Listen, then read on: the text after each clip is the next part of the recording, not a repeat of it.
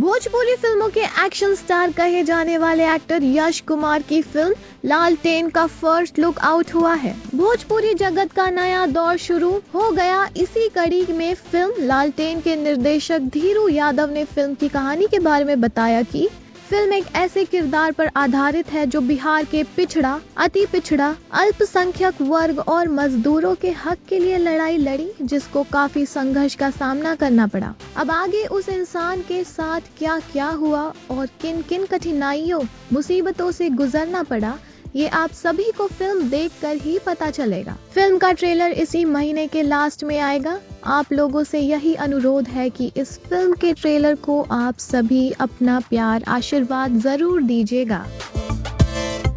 वही फिल्म में मुख्य भूमिका में यश कुमार है, जो इस फिल्म में एक अलग लुक व जबरदस्त किरदार में नजर आएंगे। इस किरदार के लिए यश कुमार ने काफी मेहनत की है और बहुत ही बेहतरीन तरीके से किरदार को निभाया है। यह भी कह सकते हैं कि उस किरदार को यश कुमार जी ने जिया है। फिल्म की नायिका स्मृति सिन्हा, उन्होंने एक अलग लुक में अपने किरदार को जिया है, जो दर्शकों के लिए सरप्राइज है।